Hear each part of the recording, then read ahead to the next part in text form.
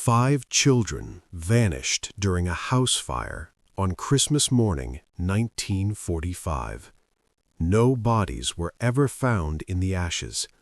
Officials claimed the flames destroyed every trace, not a bone, not a tooth, nothing. Their father did not believe them. George Sodder stood in his yard staring at the blackened ruins. Smoke still rose from what remained of his home. The fire chief had already reached his conclusion. The children were dead, he said, consumed by flames so intense they left no evidence. But George knew that made no sense. This is not the story of a tragic fire. This is the story of 5 children who vanished while their house burned, leaving behind questions that would span decades. A family that refused to accept the official explanation, and a mystery that would haunt America.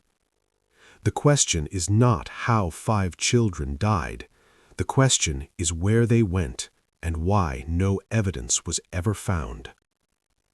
This is the Sodder children mystery.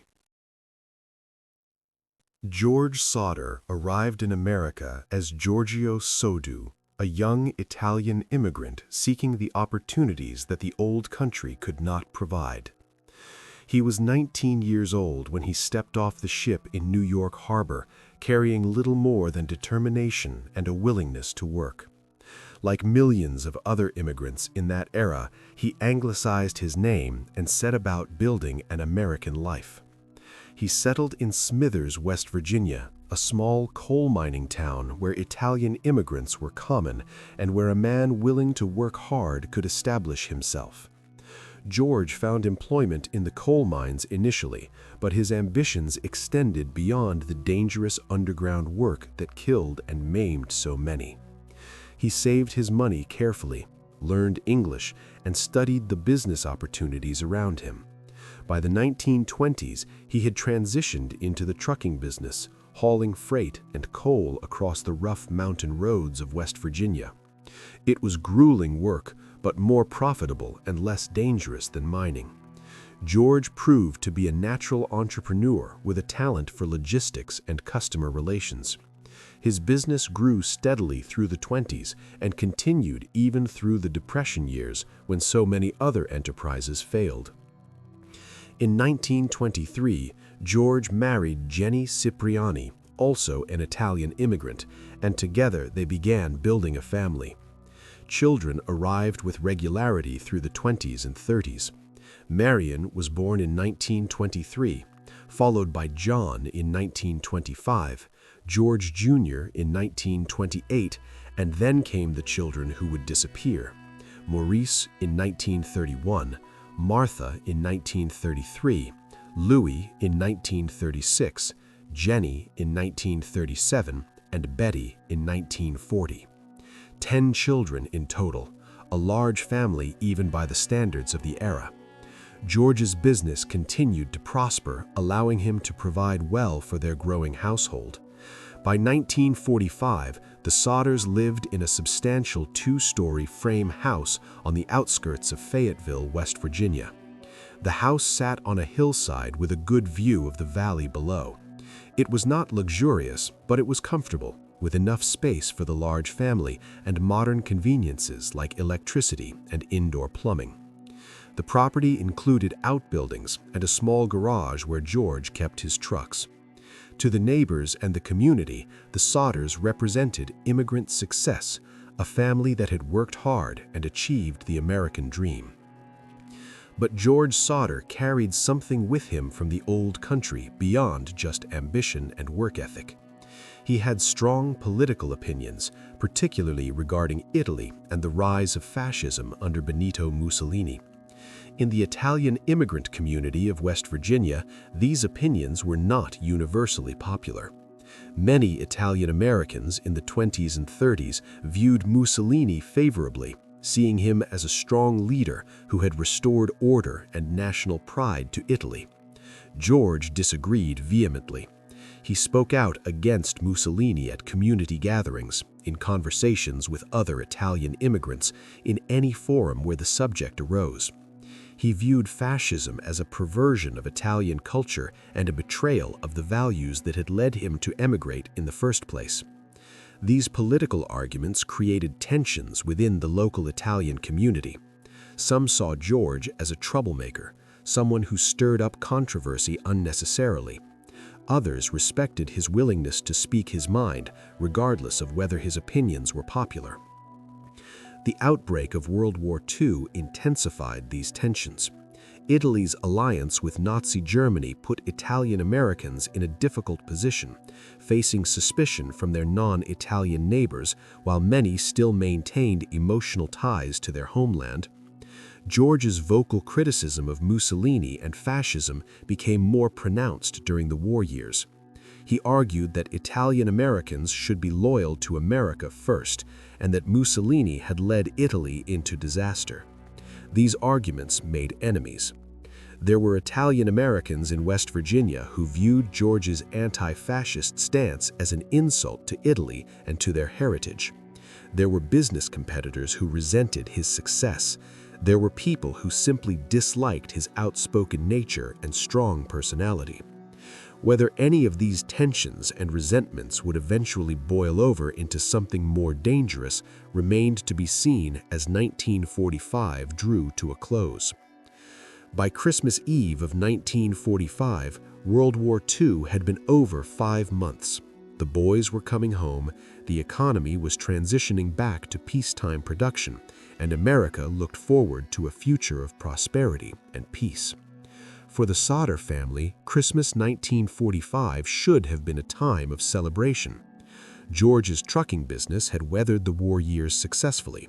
All 10 children were healthy. The family was gathered together in their home on the hillside.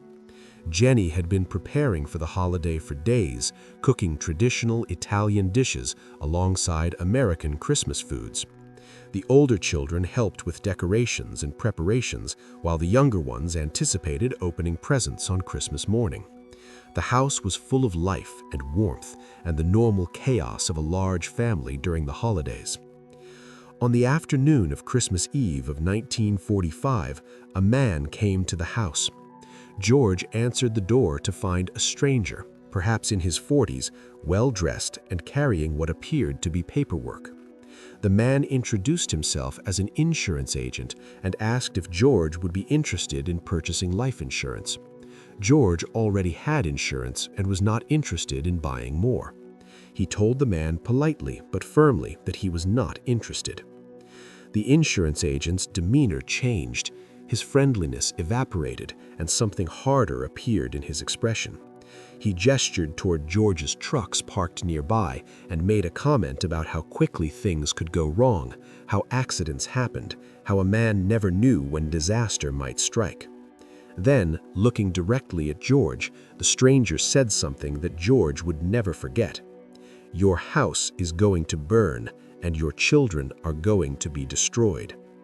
George stared at the man, not quite believing he had heard correctly. Before he could respond, the insurance agent turned and walked away, leaving George standing in the doorway trying to process what had just been said. Was it a threat? Was the man simply angry about losing a potential sale? George mentioned the encounter to Jenny, but decided not to dwell on it. It was Christmas Eve. The children were excited. There was no point in letting some strange man's bizarre comment ruin the holiday. As evening fell on Christmas Eve, the Sodder household settled into its normal routines. The younger children were put to bed early with promises that Santa would arrive during the night. Maurice, Martha, Louis, Jenny, and Betty all went upstairs to the second-floor bedrooms they shared. The older children, Marion and John, had made plans to be out that evening. Marion was 17 and spending the night at a friend's house. John, 23, had evening plans of his own and would not be home until late. George and Jenny retired to their first-floor bedroom around 10 o'clock. With them slept their youngest, Joseph, just a few months old, in a crib near their bed. George Jr., 15, slept in another first-floor bedroom. Sylvia, 3 years old, slept in yet another first-floor room. The house quieted as the family drifted off to sleep.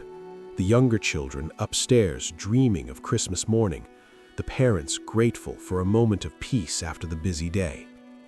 Around 12:30 in the morning, Jenny Sodder was awakened by a sound. It was a loud thump, like something heavy striking the roof of the house. She lay still, listening, trying to determine what had made the noise. Then she heard another sound, like something rolling across the roof and falling off the edge.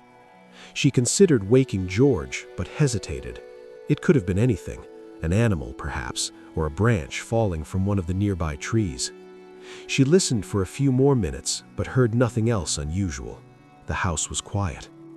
Eventually, she drifted back to sleep, deciding it was nothing worth worrying about. 30 minutes later, around 1 o'clock in the morning, Jenny woke again. This time, it was not a sound that disturbed her, but a smell. Smoke. She opened her eyes and saw the faint glow of flames through the doorway of their bedroom. She shook George awake urgently. "Fire! George, the house is on fire!" They stumbled out of bed. George rushed into the hallway and saw that his home office, a small room adjacent to their bedroom, was fully engulfed in flames. The fire had already spread to the walls and was moving toward the stairs that led to the second floor. There was no time to waste. George ran back to the bedroom, grabbed the baby from the crib, and handed it to Jenny. "Get outside now," he shouted. "Get the other children." George Jr. and Sylvia were roused from their first-floor bedrooms and sent outside into the cold night. John had returned home earlier and was sleeping on the first floor as well. He was awakened and evacuated. But the 5 children upstairs, Maurice, Martha, Louis, Jenny, and Betty, were trapped. The stairway leading to the second floor was already impassable, flames and smoke blocking the way. George tried to force his way through, but the heat and smoke drove him back. He could not reach the stairs. He needed another way to get to his children. George ran outside into the yard. His mind raced through options. There was a ladder, a long extension ladder that he kept propped against the side of the house for maintenance work. He could use it to reach the second-floor windows and get the children out that way. He ran to where the ladder should be, to the spot where it had been stored for months, where he had seen it just yesterday. The ladder was gone. He stared at the empty space in disbelief. Where was the ladder? Who had moved it? There was no time to search. He needed another solution immediately. His trucks. George had 2 coal trucks parked near the house, heavy vehicles with enough height to reach the second floor if he could position one correctly. He ran to the first truck, yanked open the door, turned the key. Nothing. The engine would not start. He tried again, pumping the gas, turning the key repeatedly. The engine would not turn over. This made no sense. Both trucks had been in perfect working order. He had driven them just the day before. He abandoned the first truck and ran to the second. Same result. Dead. The engine would not turn. Both trucks had been disabled somehow, though George had no idea how or when. By now, neighbors had seen the flames and begun arriving to help. Someone suggested calling the fire department. Jenny tried the telephone, but the line was dead. No dial tone, no connection. A neighbor ran to his own house to place the call from there. Others formed a bucket brigade, though everyone could see it was futile. The fire was too large, too intense. The second floor of the house was now fully engulfed, flames pouring from the windows where George's 5 children supposedly slept. George stood in the yard staring up at those windows, screaming the names of his children: Maurice, Martha, Louis, Jenny, Betty. No response came, no sounds of children crying for help, nothing but flames and smoke and the sound of burning wood. The volunteer fire department was located in Fayetteville, just a few miles away. Under normal circumstances, they could respond to a fire call in 15 or 20 minutes. On this night, they did not arrive for over an hour. Later, the fire chief would claim that the initial call was confused, that the dispatcher had trouble locating the Sodder residence, that there were delays in assembling the volunteer crew on Christmas morning. but witnesses would later testify that the delay seemed excessive and unexplained. When the fire truck finally arrived around 2:30 in the morning, there was little left to save. The second story of the house had collapsed. The first floor was still burning, but the structure was clearly a total loss. The firefighters could do nothing but pour water on the ruins and prevent the fire from spreading to the nearby outbuildings. As dawn broke on Christmas morning, the fire was finally extinguished. Smoke still rose from the blackened timbers and collapsed walls. The house that had sheltered the Sodder family, where 10 children had grown up, where Christmas dinner should have been served in a few hours, was now a ruin. George and Jenny stood with their surviving children, all of them in shock, some crying, some simply staring at the destruction. The fire chief, F.J. Morris, approached George and Jenny with the grim expression of a man about to deliver the worst possible news. "Your children," he said quietly. "I'm sorry. They died in the fire. There was nothing anyone could do." George looked at the fire chief and then back at the ruins. Something was wrong. Something very wrong. But in that moment, still reeling from shock and exhaustion and grief, he could not quite articulate what troubled him. As Christmas Day progressed, word of the fire spread through the community. Neighbors brought food and clothing for the displaced family. The local churches organized donations. Offers of temporary housing came from multiple sources.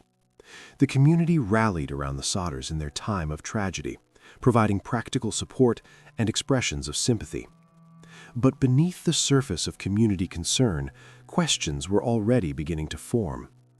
The fire chief had said the children died in the blaze, but no one had actually seen bodies. No one had recovered remains. This seemed odd, but perhaps not impossible. Fires could be destructive, everyone knew that. Still, something felt incomplete about the official explanation. George Sodder was not a man to accept things at face value.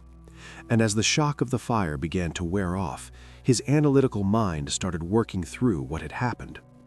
The sequence of events troubled him deeply. The ladder that disappeared, the trucks that would not start, the phone line that went dead. Each of these could potentially be explained as coincidence or malfunction, but all of them happening the same night his house burned, that strained credibility. He mentioned these concerns to the fire chief and to other officials who came by to check on the family. The responses were dismissive. Tragedy brings confusion, they told him. In the chaos of a fire, people misremember things, assume things that are not quite accurate. The ladder was probably moved earlier, and George simply forgot. The trucks failed due to cold weather or mechanical problems. The phone line could have been damaged by the fire itself. Each explanation was individually plausible, but George did not believe any of them. On December 30th, just 5 days after the fire, a coroner's inquest was convened. The purpose was to officially determine the cause of death of the 5 Sodder children. George and Jenny attended, hoping that the inquest would provide answers or at least acknowledge the strangeness of the circumstances. Instead, they found the proceeding perfunctory and rushed. The fire chief testified that he believed the children had died in the blaze. The coroner noted that no remains had been found, but suggested that the fire had been hot enough to completely cremate the bodies, leaving no trace. George challenged this explanation. He knew something about fire and heat. He had worked in industrial settings, had seen coal fires and furnace operations. Complete cremation required sustained, extreme heat, far beyond what a house fire could produce. Even in professional crematoriums, bones and teeth fragments survived the process. How could a house fire, which burned for less than 2 hours before being extinguished, cremate 5 bodies so thoroughly that not a single fragment remained? The coroner listened to George's objections, but seemed unmoved. He had already reached his conclusion. The official finding was that Maurice, Martha, Louis, Jenny, and Betty Sodder died in the fire of December 25, 1945, cause of death listed as burns and smoke inhalation. No further investigation was deemed necessary. The case was closed. George and Jenny left the inquest furious and disbelieving. Their children were gone, but not in the way the authorities claimed. Something else had happened that night, something the official investigation was either too incompetent or too unwilling to uncover. George made a decision that many would later question.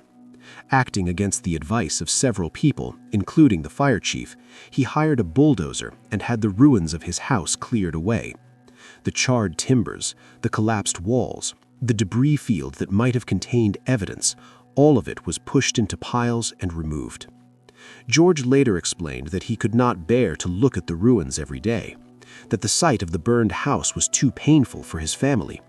He wanted the site cleared so they could create a memorial garden for the children. But the effect of this decision was to destroy the crime scene, if indeed a crime had occurred. Any physical evidence that might have proven what happened, any remains that might have been buried in the debris, any clues about how the fire started or who might be involved, all of it was scraped away and hauled off. In the weeks following the fire, George began his own investigation. He talked to neighbors about what they had seen that night. He examined the site where his house had stood, sifting through the soil looking for any trace of his children. He hired a private investigator, a former police detective, to look into the circumstances of the fire. These efforts produced some intriguing information. Several witnesses came forward with observations that cast doubt on the official explanation.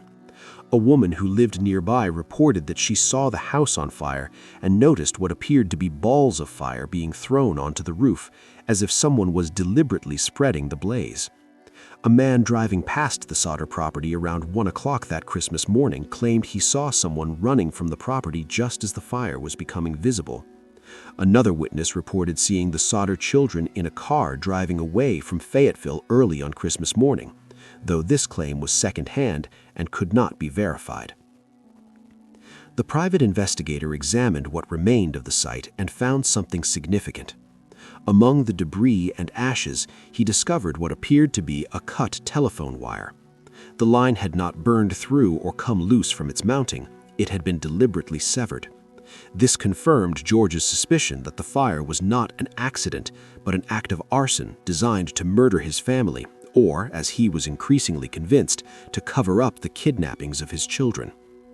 The investigator documented his findings and presented them to local law enforcement, hoping to reopen the case. The response was tepid. Officials acknowledged that the evidence was interesting, but insisted it did not change the fundamental conclusion that the children had died in the fire. George grew increasingly frustrated with the authorities. It seemed to him that they had decided on their explanation immediately and were unwilling to reconsider, despite mounting evidence to the contrary. He began to suspect that the reluctance to investigate might not be mere incompetence, but something more sinister. Did someone have reason to prevent a thorough investigation? Were local officials being influenced or intimidated? George's mind turned to the insurance agent who had threatened him on Christmas Eve, to the tensions in the Italian community over his political views, to the various people who might have reason to wish him harm. He began constructing theories about who might be behind the disappearance of his children and why. As 1946 began and the immediate shock of the fire receded, George and Jenny Sodder refused to accept the official explanation of their children's deaths. They became increasingly vocal about their belief that Maurice, Martha, Louis, Jenny, and Betty had been kidnapped during the fire, not killed by it.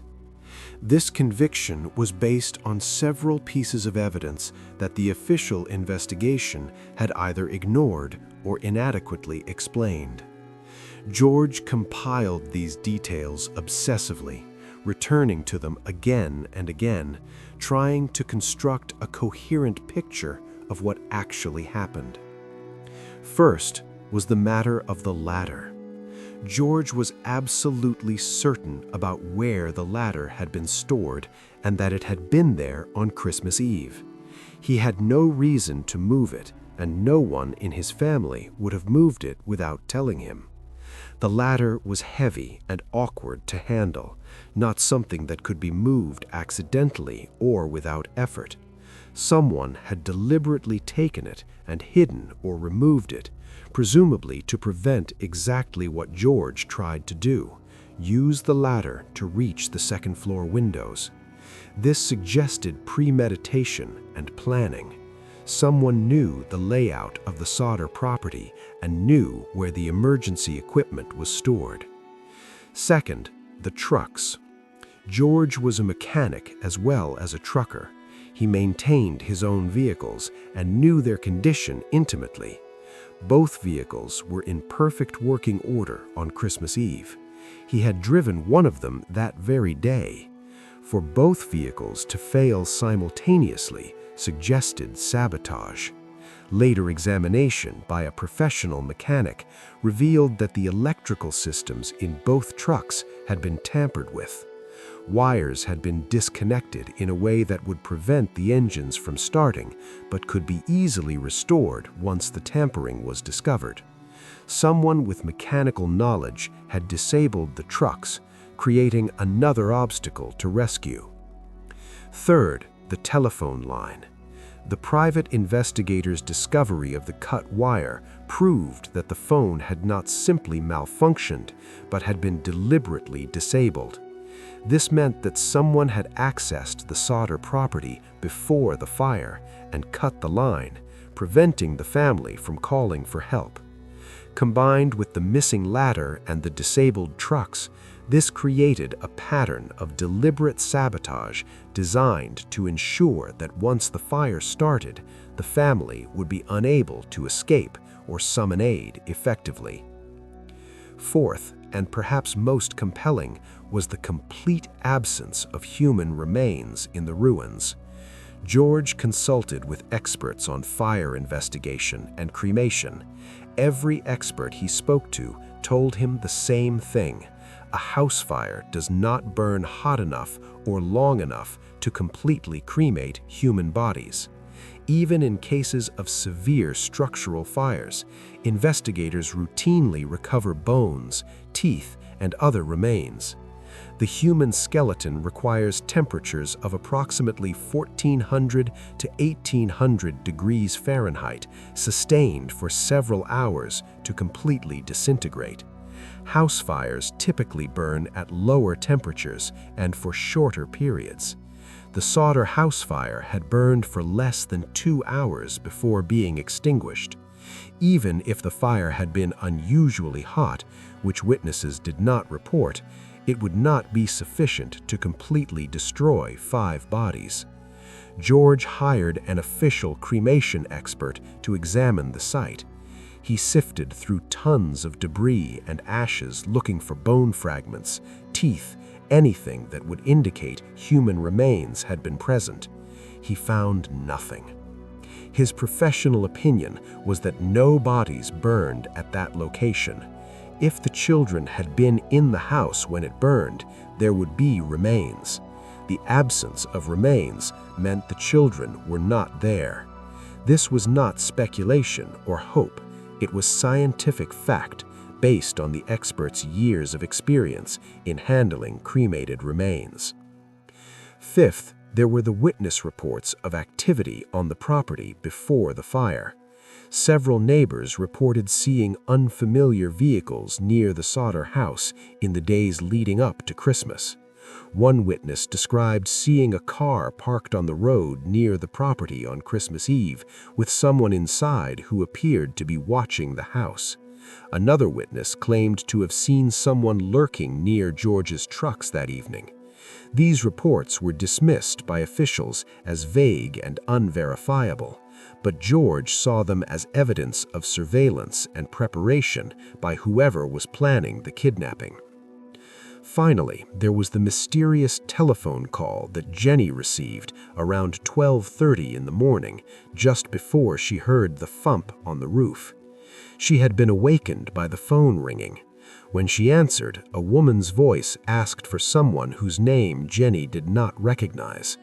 Jenny said the caller had the wrong number and hung up. But thinking back on it later, Jenny wondered if the call was deliberate, a way to confirm that the family was home and asleep, a final check before proceeding with the plan. The timing was too coincidental. The call came just minutes before the fire started. George presented all of this evidence to law enforcement officials multiple times. He met with the sheriff, with state police investigators, with anyone who would listen. The offer was always the same. The evidence was interesting, but did not prove anything. The official findings stood. The children died in the fire. George should accept this tragic reality and try to move on with his life. But George could not move on. How could he accept his children's deaths when he was convinced they were not dead? How could he mourn when he believed they were somewhere out there, alive, perhaps wondering why his father had not come to rescue them? As George and Jenny's certainty that their children had been kidnapped solidified, they began to develop theories about who might have taken them and why. The most prominent theory, and the one the Sodders came to believe most strongly, involved George's political past and his vocal opposition to Italian fascism. George had made many enemies in the Italian immigrant community by speaking out against Mussolini and the fascist government. During the war years, these tensions had intensified. While many Italian Americans maintained conflicted feelings about Italy's role in the war, George had been unambiguous in his condemnation. He had argued that Italian Americans should be loyal to America first, and that Mussolini had betrayed Italy by allying with Nazi Germany. These views were not universally popular. George believed that someone in the Italian community, possibly connected to organized crime, had orchestrated the kidnapping as retaliation. The Italian mafia had a long history of involvement in kidnapping, particularly in the 1920s and 1930s. While such crimes had become less common by the 1940s, they were not unheard of. George theorized that his children had been taken by a criminal organization and possibly sent to Italy or hidden elsewhere in the United States. The fire had been started to create a cover story for their disappearance. Everyone would believe they died in the blaze, ending any search before it could begin. This theory gained some circumstantial support from the visit of the insurance agent on Christmas Eve. The man's threat, "Your house is going to burn and your children are going to be destroyed," was too specific and too accurate to dismiss as a coincidence. George became convinced that this man was somehow involved in the plot, perhaps as a messenger delivering a final warning, or perhaps as one of the kidnappers himself. George attempted to track down the insurance agent through various means, but could never identify him. No local insurance company had sent an agent to the Sodder house that day. The man appeared to be a fake, using the insurance pitch as a pretext to scope out the property and deliver his threat. Another theory focused on a different set of enemies. George's trucking business had been successful, which inevitably created jealousy and resentment among competitors. Had a business rival orchestrated the kidnapping as a way to destroy George's life and eliminate him as competition? This theory seemed less likely than the mafia explanation. Business competitors might sabotage equipment or spread rumors, but kidnapping 5 children was an extreme escalation that did not fit the usual patterns of business rivalry. Still, George could not completely rule it out. A third possibility, darker and more random, was that the kidnapping had no connection to George's past at all. Perhaps someone had been watching the house for different reasons, had seen an opportunity during the Christmas holiday and taken the children for purposes too disturbing to contemplate. Human trafficking, illegal adoption rings, and other forms of organized child exploitation existed in the 1940s, though they were not as widely discussed or understood as they would be in later decades. Could the Sodder children have been taken by such a network? It seemed almost too horrible to consider, but George and Jenny could not rule out any possibility. As the years passed and the children did not return, George and Jenny became more aggressive in their search. They hired multiple private investigators, each working different angles and following different leads. They spent thousands of dollars, money that represented years of careful saving and business profits, all poured into the desperate hope of finding their children. Some leads seemed promising initially, but led nowhere. Reports of children matching the descriptions of Maurice, Martha, Louis, Jenny, or Betty surfaced periodically in different states, but when investigated, these sightings always proved to be false alarms or mistaken identities. In 1949, George made a dramatic decision. He would not let the case be forgotten. He would not allow the community or the authorities to move on and forget about his missing children. He purchased a large billboard and had it erected along Route 60, one of the main highways passing through Fayetteville. The billboard displayed photographs of the 5 missing children, along with details of their disappearance and a reward offer for information. The text was stark and accusatory, questioning the official explanation and demanding answers. The billboard became a local landmark, impossible to miss for anyone traveling that stretch of highway.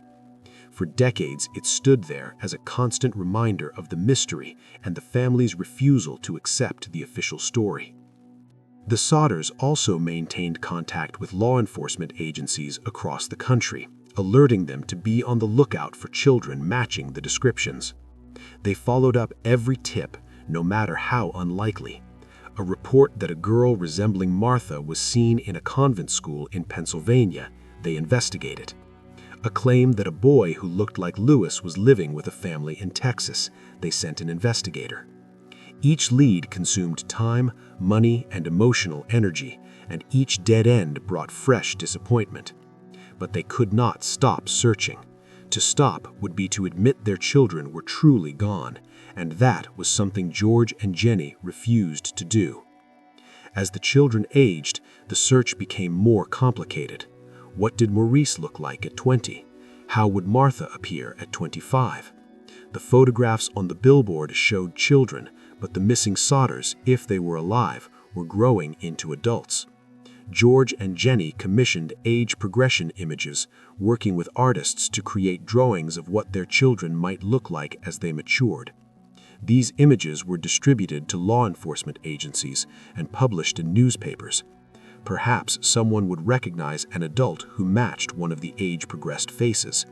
Perhaps one of the children themselves would see the image and remember their real identity. It was a desperate hope, but hope is all they had.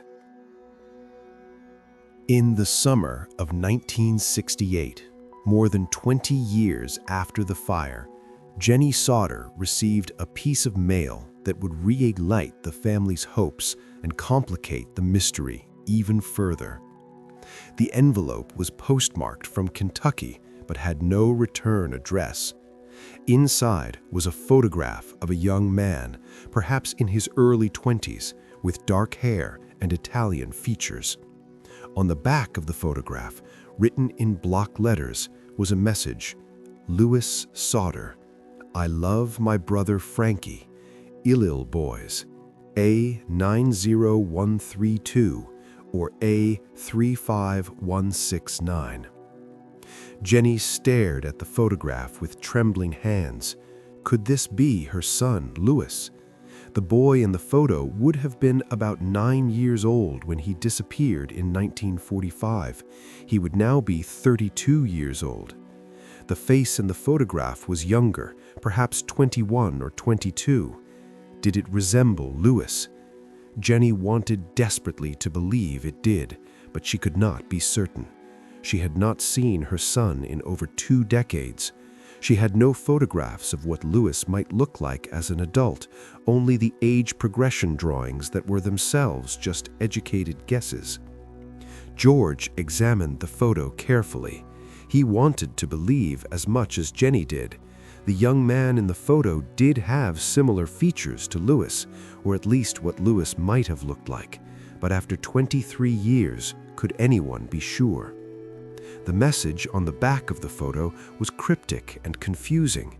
I love my brother Frankie suggested the young man in the photo had a brother, but there was no Frankie among the missing Sodder children. The term Illil boys meant nothing to the Sodders. Was it a code, a reference to a place or organization? The numbers A90132 or A35169 might be some kind of identification codes, but codes for what?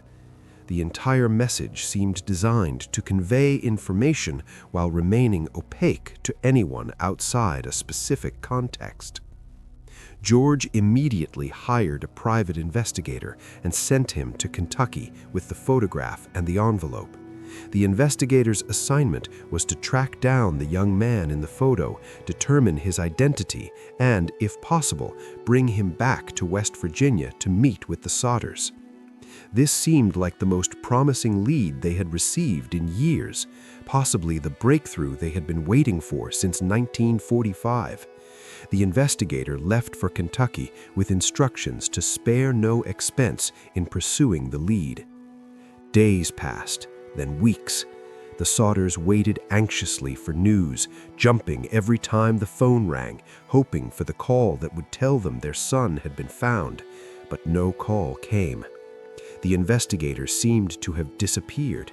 George tried to contact him repeatedly, but got no response. Eventually, weeks turned into months, and George had to accept that something had gone wrong.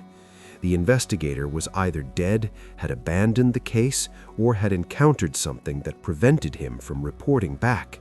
They never heard from him again and never learned what happened to him in Kentucky. The promising lead that had reignited their hopes vanished as mysteriously as it had appeared. The photograph itself became another piece of evidence in the ever-growing file of the Sodder mystery.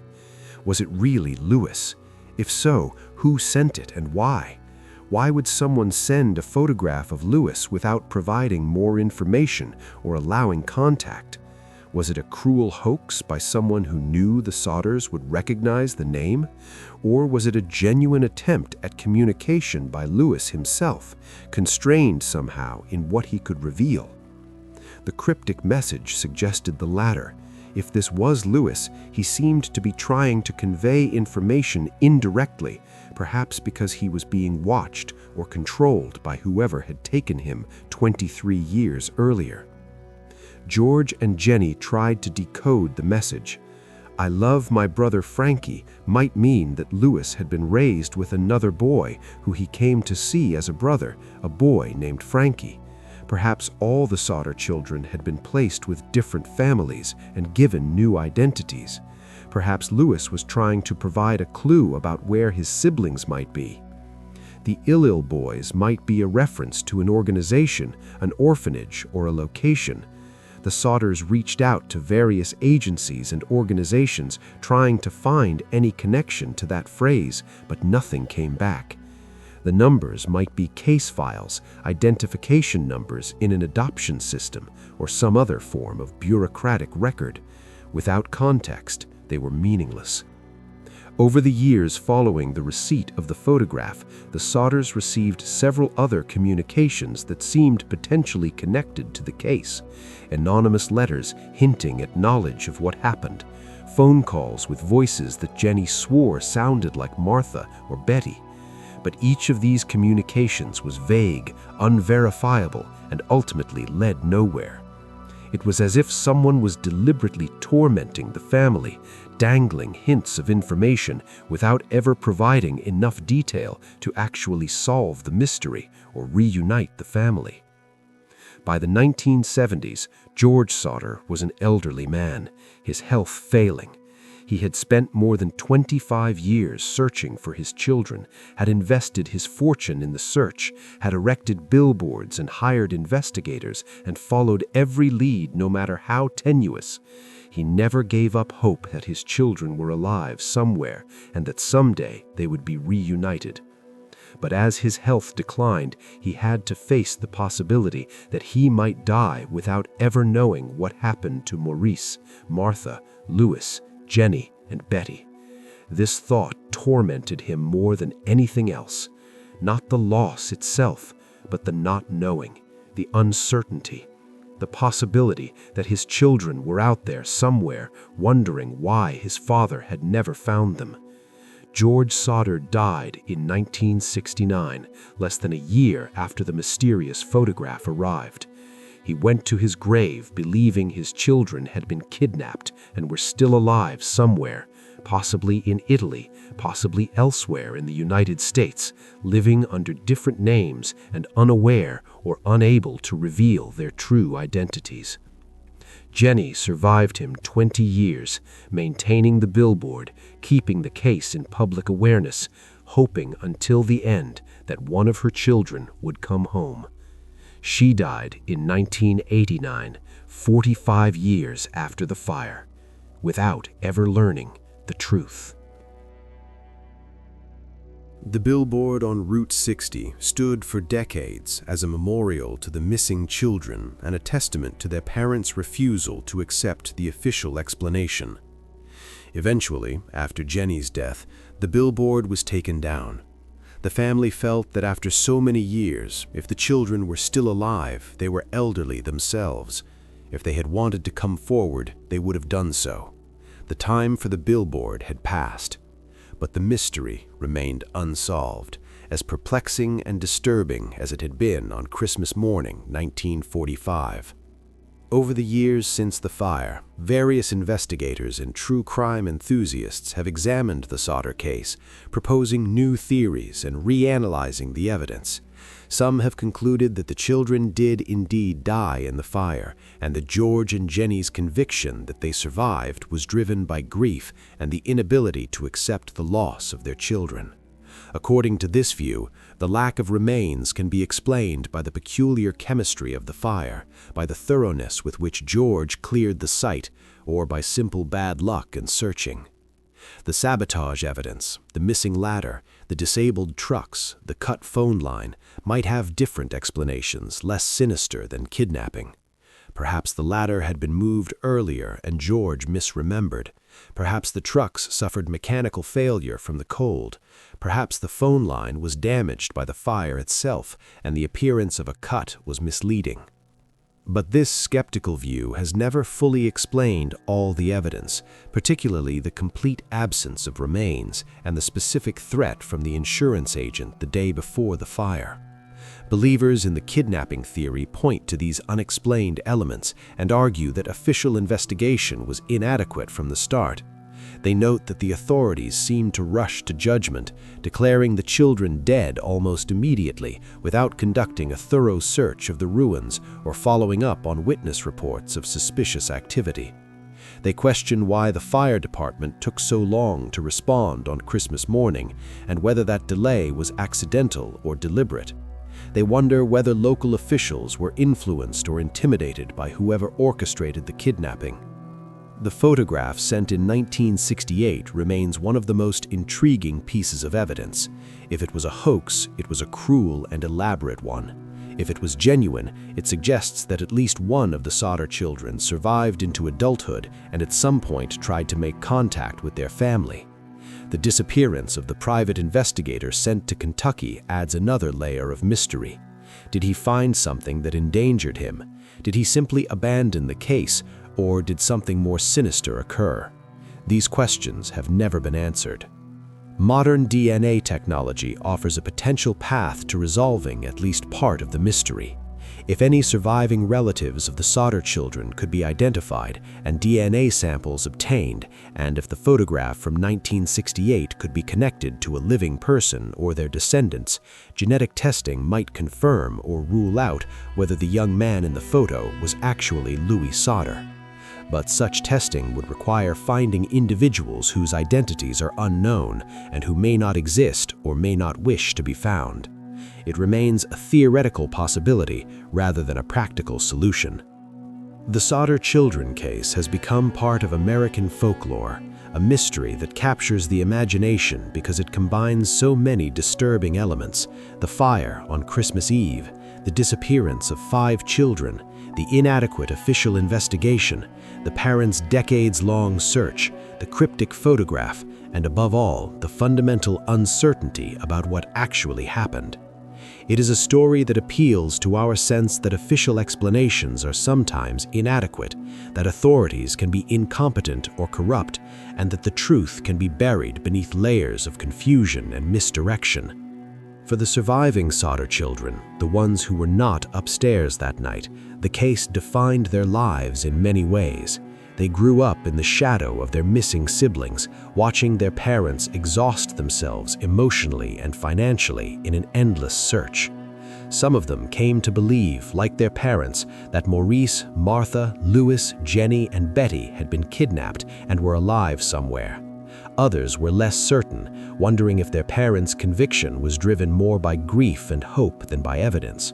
But all of them were marked by the tragedy, shaped by growing up in a family that never recovered from the loss and never stopped searching for answers. If the Sodder children are still alive today, they would be in their 80s and 90s. Maurice would be 93, Martha would be 91, Louis would be 88, Jenny would be 87, Betty would be 83. If they survived the fire and were taken by kidnappers, they have lived entire lives under different identities, possibly unaware of their true origins, or possibly carrying that knowledge as a secret burden. If they remember their parents and their siblings, they have had to live with the knowledge that their family never stopped searching for them. If they died that night in the fire, as the official report claimed, then George and Jenny Sodder spent decades searching for children who were already gone, driven by hope that was tragically misplaced. We will likely never know with certainty what happened at the Sodder house on Christmas Eve 1945. Too much time has passed, too many witnesses are dead, too much potential evidence was destroyed when George cleared the site. The case remains officially unsolved, classified as a probable accidental death of 5 children, with persistent questions about whether that classification is accurate. It stands as one of America's most enduring mysteries, a story that has been told and retold for nearly 80 years, a tragedy that has never found resolution. What we do know is that 5 children went to bed on Christmas Eve 1945 in their home in Fayetteville, West Virginia, and were never seen again by their family.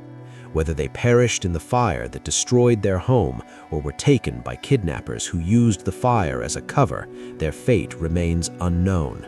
Their parents died without answers, their siblings lived with uncertainty, and somewhere, perhaps, the truth still exists, known only to those who were directly involved and who have chosen to remain silent. The case reminds us that not all mysteries are solved, that justice is not always served, and that some families must live with questions that have no answers. It reminds us that official explanations are not always correct, and that persistence in seeking truth, while admirable, does not guarantee success. Most of all, it reminds us of the profound love that parents have for their children and the lengths to which they will go in searching for them, even when that search seems hopeless, even when decades pass without progress, even when everyone else has given up. On the hillside in Fayetteville, West Virginia, where the Sodder house once stood, nothing remains but memories and unanswered questions. The site is unmarked. The children, wherever they are silent, and the mystery endures, as haunting today as it was on that terrible Christmas morning nearly 80 years ago, when George and Jenny Sodder stood in their yard and realized that 5 of their children were gone.